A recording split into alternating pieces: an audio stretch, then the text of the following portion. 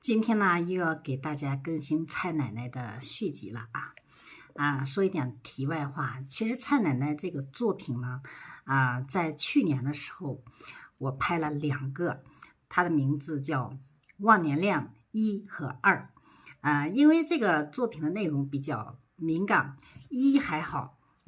很多平台保留了下来，但是2的话，很多平台就下架了。有的粉丝呢想让我把蔡奶奶的故事整理一下从头到尾的再讲一下我前面就不讲了。我今天特意就是把以前的视频翻阅了一下再点击我的头像，到我的主页去看看顶字作品那个忘年恋如果你找不到的话，可以在我的作品用放大镜搜索一下蔡奶奶或者是忘年恋搜索一下看一看。我的作品呢发了4个平台，到我的主页去看以往更多的视频以前的视频呢我就不赘述了，原稿也没有保存。那我看评论区里很多人说你这个是小说，或者是你是编剧特别会编，其实这个绝对不是我编的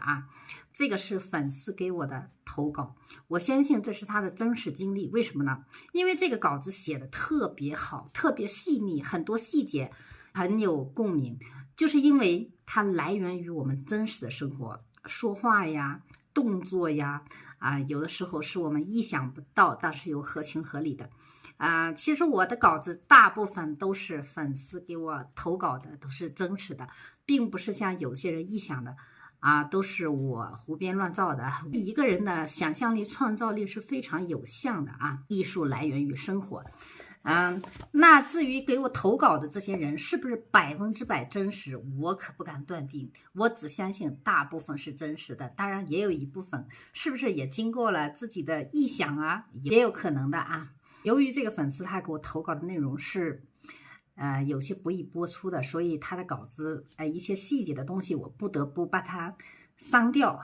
说一些能说的避免这个视频再被下架。但就是这样的话，这个尺度也很难把握，所以你看到算你幸运好的，废话不多说，我们开始看今天的内容。我和徐老师逛公园那天回来以后，我俩晚上又偷偷的在手机上发信息聊了。从信息里面可以看得出，徐老师对于今天在假山洞里面这个发生的事儿是很兴奋的，是他从来没有体验过的。他问我，你怎么会有那么多花活呢？我就没有直接回答他，其实有很多还是蔡奶奶教我的呢。我只能告诉徐老师，我是学光碟里面的。听我这么说，光碟这么神奇的东西，更激起了蔡老师跃跃欲试的好奇心，就问我在哪里买的。我说你一个女的买这种东西不方便的，我家里就有机会呢我就放在你妈妈那里，你回来取就行了。我又叮嘱她千万不要被别人发现，你老公也不行，解释不清楚那就麻烦了。过了几天，有一天夜里我就去蔡奶奶家了。蔡奶奶说，瓜娃子前几天是不是和她女儿去逛公园了？我看着蔡奶奶的脸问，是他告诉你的？蔡奶奶说，前几天他回来拿你放在我这里的东西，和我说了你们的事儿，这下你满意了吧？以后少往我这老太婆这里跑。我抱着蔡奶奶说，我不要，你俩我都喜欢。蔡奶奶拍着我的后背说，哎，傻娃子呀。